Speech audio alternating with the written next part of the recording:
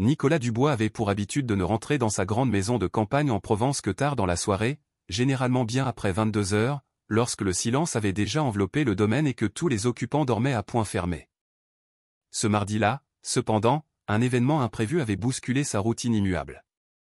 La réunion de présentation avec les investisseurs coréens dans son bureau à Lyon s'était achevée avec une efficacité surprenante, près de 2 heures avant l'horaire planifié. Spontanément, il avait décidé de prendre la route du retour sans en avertir quiconque, savourant l'idée de cette arrivée anticipée comme une petite victoire sur son emploi du temps tyrannique. En franchissant le grand portail en fer forgé qui gardait l'entrée de la propriété de 3000 mètres carrés, un sentiment de paix commença à l'envahir. Mais cette quiétude fut brutalement anéantie lorsqu'il pénétra dans le hall principal. Nicolas s'immobilisa, frappé de stupeur, incapable de traiter l'information que ses yeux lui transmettaient. Là, au beau milieu de l'élégant salon au dallage en pierre de Bourgogne, se tenait Manon Leroy, l'auxiliaire de vie de 25 ans, assise à même le sol, les jambes repliées. Ce n'était pas sa posture informelle qui le cloua sur place, mais bien la scène qui se déroulait sous ses yeux, une scène d'une intimité et d'une tendresse qu'il n'aurait jamais pu imaginer.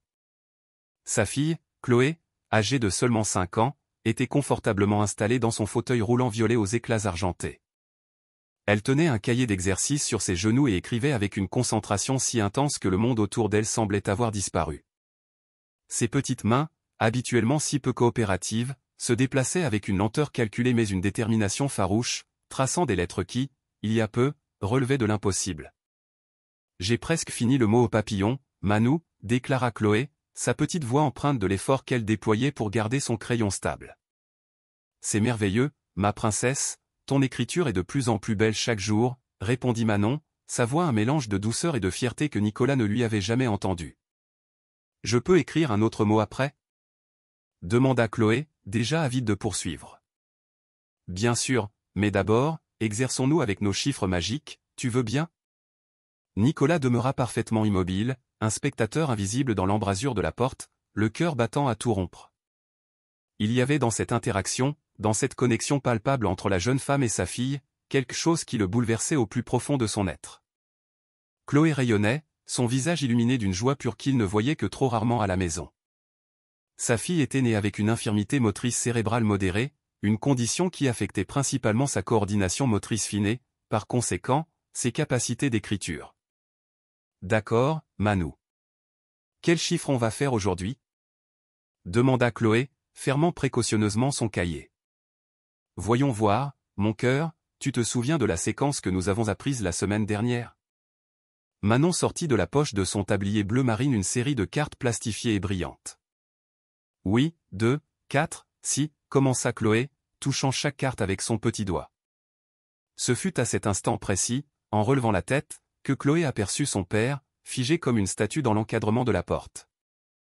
Son visage s'éclaira d'un sourire radieux, mais ses grands yeux couleur de miel trahissaient un mélange de surprise et d'inquiétude. « Papa, tu es rentré tôt » s'exclama la petite fille, tentant de faire pivoter son fauteuil avec une hâte maladroite pour lui faire face. Manon se leva d'un bond, le sursaut faisant tomber les cartes qui s'éparpillèrent sur le sol en pierre. Elle essuya nerveusement ses mains sur son tablier et baissa immédiatement les yeux. « Bonsoir, monsieur Dubois. Je ne savais pas que vous étiez déjà de retour. Excusez-moi, je terminais juste les activités avec la petite Chloé, » bafouilla-t-elle, son malaise évident.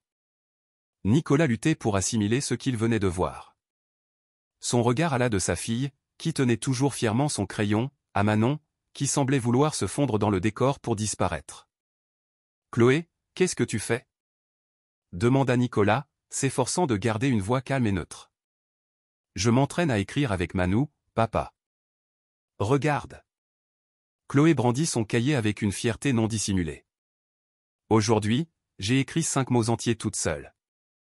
Manou dit que j'ai une écriture de docteur très intelligente. » Nicolas tourna son attention vers Manon, cherchant silencieusement une explication. La jeune femme gardait le regard fixé au sol, tordant nerveusement les pans de son tablier entre ses mains. « 5 mots, répéta Nicolas, le ton teinté d'incrédulité. Comment est-ce possible ? La spécialiste nous a dit qu'il lui faudrait encore de nombreux mois pour développer son écriture. C'est parce que Manou m'apprend des méthodes super spéciales, expliqua Chloé avec un enthousiasme débordant.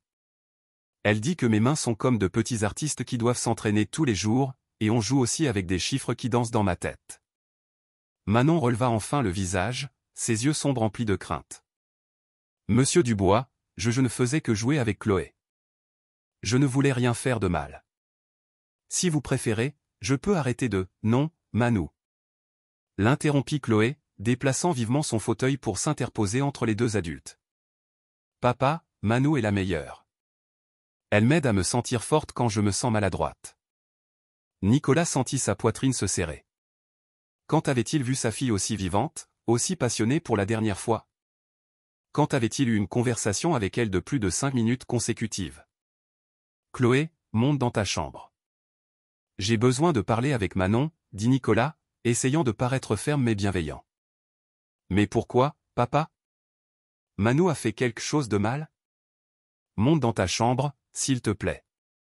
La petite fille regarda Manon, qui lui offrit un sourire rassurant et lui fit un signe discret de la main pour lui indiquer que tout irait bien. Chloé se dirigea vers l'ascenseur adapté qu'ils avaient fait installer pour elle, mais avant que les portes ne se referment, elle cria d'une voix claire, « Manon est la personne la plus gentille de tout l'univers. » Nicolas et Manon restèrent seuls dans le silence du grand salon. L'homme d'affaires s'approcha, remarquant pour la première fois que la jeune femme avait de petites taches d'encre bleue sur les doigts, vestiges des exercices d'écriture, et que ses chaussures noires étaient usées, mais impeccablement propres. « Depuis quand est-ce que ça dure ?» demanda-t-il. Face à son regard interrogateur, il précisa, « Les exercices, l'écriture depuis quand travaillez-vous de cette manière avec Chloé ?» Manon hésita un instant avant de répondre, sa voix à peine un murmure. « Depuis que j'ai commencé à travailler ici, monsieur. Il y a environ 9 mois. Mais je vous assure que je n'ai jamais négligé mes autres tâches pour cela. Je fais les activités avec la petite pendant ma pause déjeuner ou après avoir terminé tout mon travail. » Vous n'êtes pas payé en plus pour ça, constata Nicolas, plus comme une affirmation qu'une question. Non, monsieur. Et je ne demande rien. J'aime passer du temps avec Chloé. C'est une petite fille très spéciale. Spéciale, de quelle manière? Manon parut surprise par la question. Comment ça, monsieur? Vous avez dit qu'elle est spéciale. En quel sens? Un sourire, le premier depuis l'arrivée de Nicolas, éclaira le visage de Manon. Elle est très persévérante, monsieur. Même quand les exercices sont difficiles et qu'elle a envie de pleurer de frustration, elle n'abandonne jamais. Et elle a un cœur immense. Elle se soucie toujours de savoir si je suis fatigué ou si j'ai du chagrin. C'est une enfant très affectueuse, et bien plus capable que tout le monde ne l'imagine. Nicolas sentit à nouveau cette oppression dans sa poitrine. Quand, pour la dernière fois, avait-il reconnu ces qualités chez sa propre fille? Et les exercices? Comment savez-vous quelle méthode utiliser? Manon baissa de nouveau les yeux, comme si elle protégeait un secret. J'ai de l'expérience avec ça, monsieur. Quel genre d'expérience? Une longue pause s'installa. Manon semblait peser ses mots. Ma cousine cadette, Léa, est née avec une infirmité motrice cérébrale sévère. J'ai passé toute mon adolescence à l'accompagner à ses thérapies, à apprendre des techniques, à l'aider avec ses exercices de coordination motrice. Quand j'ai rencontré Chloé, je ne pouvais pas rester sans rien faire en voyant qu'elle avait besoin de soutien. Alors j'ai pensé que peut-être que je pouvais l'aider. L'aider à quoi? Demanda Nicolas. Je voulais qu'elle sourie davantage, monsieur. Une petite fille devrait sourire tous les jours. Elle devrait se sentir intelligente et capable, pas limitée. Nicolas resta silencieux un moment. Il essaya de se souvenir de la dernière fois qu'il avait vu Chloé sourire. Aucune image claire ne lui vint à l'esprit. Où est Valérie? Demanda-t-il pour changer de sujet. Madame est sortie dîner avec les dames du club de golf. Elle a dit qu'elle rentrerait très tard. Et vous êtes resté ici avec Chloé? Oui, monsieur. Elle a dîné, a pris son bain. Nous avons fait nos exercices et j'étais en train de ranger le matériel quand vous êtes arrivé. Nicolas balaya le salon du regard, remarquant pour la première fois à quel point tout était impeccable. Les meubles de designer brillaient. Pas un grain de poussière en vue, et même les gardénias blancs dans le grand vase semblaient plus éclatants que d'habitude. Manon, puis-je vous poser une question personnelle? Bien sûr, monsieur. Pourquoi travaillez-vous comme auxiliaire de vie? Vous avez manifestement des connaissances en ergothérapie. Vous êtes excellente avec les enfants. Vous êtes dévouée. Pourquoi ne travaillez-vous pas dans le domaine de la santé? Manon eut un sourire mélancolique. Parce que je n'ai pas de diplôme universitaire, monsieur. J'ai tout appris en m'occupant de ma cousine, mais ça ne compte pas officiellement. Et j'ai besoin de travailler pour faire vivre ma famille. Léa a 19 ans maintenant. Elle ne peut pas travailler à cause de sa condition, mais elle est très joyeuse. Mes frères sont au lycée. Ma grand-mère vend des crêpes le matin, on se débrouille comme on peut. Nicolas ressentit un étrange mélange d'admiration et de honte. Cette jeune femme de 25 ans travaillait d'arrache-pied pour soutenir sa famille et trouvait encore le temps et l'énergie de s'occuper de sa fille avec un amour et un dévouement professionnel. Et vous n'avez jamais envisagé d'étudier, de faire une carrière en thérapie? Manon eut un petit rire, mais sans aucune joie. Avec quel argent, monsieur? Et avec quel temps? Je quitte la maison à 5h15 du matin, je prends 2 bus de banlieue et un TER pour arriver ici à 7h. Je travaille jusqu'à 19h. Je reprends 2 bus et un TER. J'arrive chez moi à 21h15. J'aide mes frères avec leurs devoirs, je prépare le dîner, j'aide ma grand-mère avec Léa, et quand je me couche, il est presque 1h du matin. Le samedi, je fais des ménages dans d'autres maisons pour un revenu supplémentaire. Nicolas resta silencieux, digérant cette information. Il ne savait rien de la vie de son employé au-delà des 12 heures qu'elle passait chez lui. Chloé réapparut soudainement au bout du couloir, son fauteuil roulant avançant lentement. « Papa? Tu ne vas pas gronder Manou, n'est-ce pas? » demanda-t-elle, sa voix tremblante. Nicolas se sentit le cœur brisé. « Pourquoi penses-tu que je la gronderais? Parce que tu es devenu tout sérieux quand tu m'as envoyé dans ma chambre, et maman se fâche toujours quand les employés font des choses qu'elle ne leur a pas demandées. » Nicolas regarda Manon, qui avait de nouveau baissé les yeux. « Chloé, viens ici, » dit Nicolas en s'agenouillant pour être à sa hauteur. La petite fille approcha son fauteuil. « Tu aimes bien Manon? » « Beaucoup. C'est ma meilleure amie. » « Pourquoi c'est ta meilleure amie? » Chloé réfléchit un instant. « Parce qu'elle joue avec moi, elle m'écoute quand je parle, et elle n'est jamais pressée quand je mets du temps à faire les choses. Et elle pense que je suis intelligente, même quand je me sens bête. »« Et moi, je suis ton amie aussi? » demanda Nicolas, le cœur serré. Chloé hésita, et Nicolas vit sur le visage de sa fille une tristesse qui le transperça comme une lame. « Tu es mon papa, pas mon ami, » dit-elle à voix basse. « Les papas, c'est important, mais les amis, c'est ceux qui passent du temps avec toi. » Nicolas eut l'impression de recevoir un coup de poing dans l'estomac. Il regarda Manon, qui était également visiblement émue. « Chloé, j'aimerais beaucoup être ton amie. Tu veux bien m'apprendre comment faire? » Les yeux de Chloé s'illuminèrent. « Vraiment, papa? » Très sérieusement. « Alors tu dois jouer avec moi, écouter mes histoires, et venir voir mes exercices avec Manou. » Nicolas sourit, ressentant une émotion qu'il n'avait pas éprouvée depuis des années. « Parfait.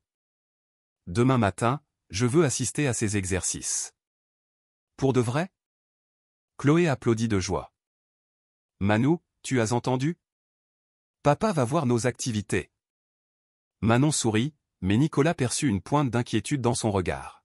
« Monsieur Dubois, vous n'êtes habituellement pas à la maison le matin. »« Demain, je serai là, » déclara Nicolas avec une fermeté nouvelle. « En fait, je crois que je dois réévaluer certaines de mes priorités. » Chloé s'approcha et serra son père dans ses bras depuis son fauteuil. « Papa, maintenant j'ai 2 meilleurs amis, toi et Manou. » Nicolas étreignit sa fille, ressentant un amour si intense qu'il en était presque douloureux. Comment avait-il laissé cet enfant merveilleux s'éloigner à ce point de sa vie? Maintenant, va dormir, championne. Demain sera une journée très spéciale. Une fois Chloé montée dans son ascenseur, Nicolas se tourna vers Manon. « Merci, » dit-il simplement. « Pourquoi, monsieur? » « D'avoir pris soin de ma fille quand je n'ai pas su comment le faire. » Manon sourit timidement. « C'est une petite fille spéciale, monsieur. N'importe qui tomberait amoureux d'elle. Mais n'importe qui ne consacrerait pas son temps libre pour l'aider. N'importe qui n'aurait pas la patience et les connaissances que vous avez. Monsieur Dubois, puis-je vous poser une question? Bien sûr. Serez-vous vraiment là demain matin? Nicolas marqua une pause. Il avait 5 réunions programmées avant 9 heures. Une visioconférence avec des partenaires de Singapour à 8 heures. Un rapport à rendre avant midi. Oui, dit-il, se surprenant lui-même. Je serai là. Cette nuit-là, Nicolas monta dans sa chambre, l'esprit tourbillonnant. Valérie n'était pas encore rentrée. Il en profita pour entrer dans la chambre de Chloé. La petite dormait, mais son fauteuil était soigneusement garé à côté de son lit, prêt pour le lendemain. Il s'assit au bord du lit et la regarda dormir. Comment avait-elle pu grandir autant sans qu'il s'en aperçoive? Quand était-elle devenue cette personne courageuse et déterminée? Vers minuit, Valérie entra dans leur chambre. « Tu es rentré tôt », remarqua-t-elle en retirant ses chaussures de marque. « Il s'est passé quelque chose ?»« Valérie, nous devons parler. »« De quoi ?» Elle s'installa à côté de lui sur le canapé en velours gris. « De Chloé. De notre famille. De ce qui se passe dans cette maison. » Valérie soupira. « Nicolas, si c'est pour parler d'autres spécialistes pour Chloé, je t'ai déjà dit que, ce n'est pas à propos de spécialistes. C'est à propos de Manon, l'auxiliaire de vie. Qu'est-ce qu'elle a? Savais-tu qu'elle fait des exercices de thérapie cognitive avec Chloé tous les jours? » Valérie détourna le regard. Un silence éloquent. « Tu le savais? Et tu ne m'as rien dit. Pourquoi? Parce que tu allais t'inquiéter des responsabilités légales, des procès, de toutes ces choses qui t'angoissent en permanence. Valérie, elle aide notre fille à développer des compétences que les médecins disaient qu'elle mettrait des années à acquérir. Tu crois que je ne remarque pas ses progrès? Alors pourquoi ne m'as-tu rien dit? » Valérie se leva et commença à arpenter la pièce. « Parce que tu n'es jamais là, Nicolas. Parce que quand tu es là, tu veux savoir si Chloé a pris ses médicaments, si elle est allée à sa kiné, si elle a fait ses devoirs. Tu ne demandes jamais si elle a ri aujourd'hui, si elle s'est amusée, si elle a été heureuse. » Nicolas resta silencieux, encaissant les mots de sa femme. Et Manon fait sourire Chloé. Elle lui fait croire qu'elle peut tout accomplir. Alors j'ai laissé faire, parce que ma fille a besoin de ça. Pourquoi ne m'as-tu jamais dit que tu ressentais ça? Valérie s'arrêta et le regarda. Nicolas, quand avons-nous parlé pour la dernière fois de quelque chose qui ne soit pas le travail ou les spécialistes de Chloé? Il chercha, mais ne trouva rien. Je ne m'en souviens pas. Moi non plus. Et tu sais pourquoi? Parce que tu n'es pas là. Physiquement, tu es peut-être présent, mais mentalement, tu es toujours au bureau, au téléphone, sur l'ordinateur. J'ai élevé Chloé seule, Nicolas. Et maintenant, Manon m'aide à le faire. La révélation de sa propre négligence en tant que père et mari le frappa de plein fouet. Valérie, je veux changer ça. Changer quoi? Tout. Je veux être présent dans la vie de Chloé, dans ta vie. Je veux que nous soyons une vraie famille. Elle le regarda avec scepticisme. Nicolas, tu as déjà dit ça. Tu te souviens quand Chloé est née? Quand elle a été diagnostiquée? Tu dis toujours que tu vas changer, mais le travail passe toujours en premier. Cette fois, c'est différent. Pourquoi?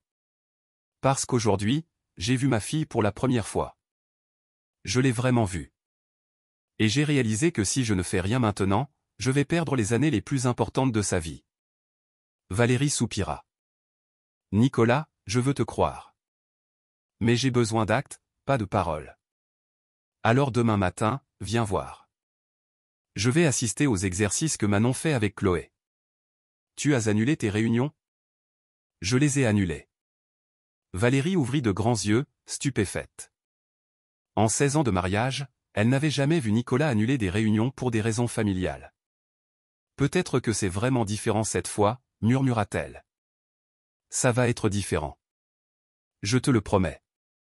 Le lendemain matin, Nicolas se réveilla à 6 heures. Il prit une douche, enfila une tenue décontractée, chose rare en semaine, et descendit à la cuisine. Manon était déjà là, préparant le petit déjeuner.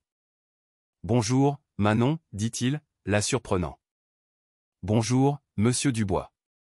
Vous êtes matinal. » Je le suis. Où est Chloé? Elle dort encore, monsieur.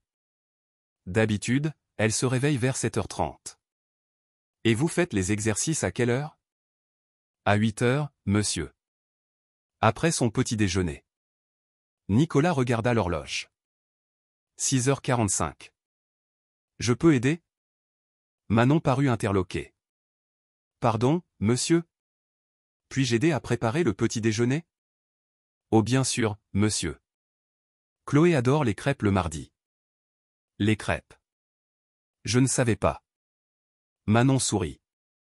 Elle dit qu'elle a besoin d'énergie supplémentaire pour nos activités de réflexion.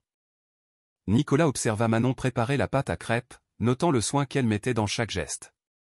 Elle ne préparait pas juste de la nourriture, elle préparait quelque chose de spécial pour Chloé. Manon, je peux vous poser une question? Bien sûr, monsieur. Pourquoi vous souciez-vous autant de Chloé? Manon arrêta de fouetter la pâte et réfléchit un instant. Monsieur Dubois, quand j'étais petite, je voyais ma cousine Léa être rejetée par les autres enfants à cause de ses difficultés. Je voyais la tristesse dans ses yeux quand elle voulait jouer mais ne pouvait pas suivre le rythme. Quand je regarde Chloé, je vois ce même regard que Léa avait.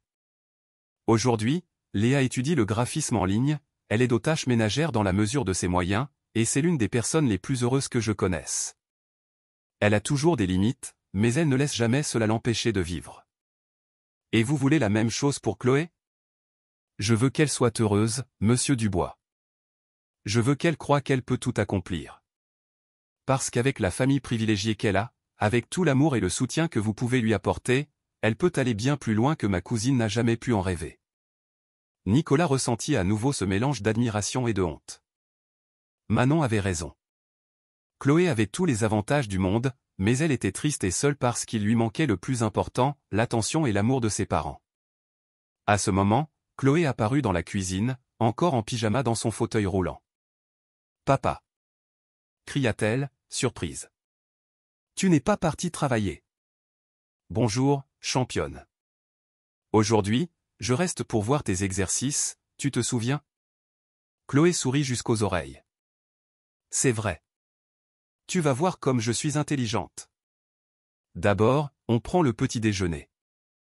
Mano a préparé des crêpes spéciales pour toi. » Pendant le repas, Nicolas observa l'interaction entre Chloé et Manon.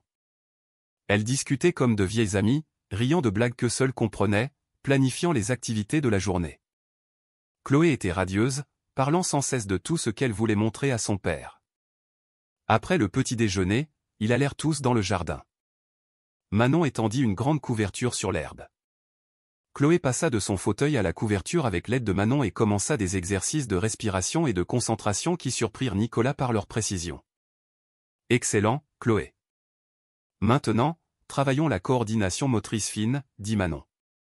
Elle sortit une boîte contenant divers matériaux, perles de couleur, fils, petits blocs.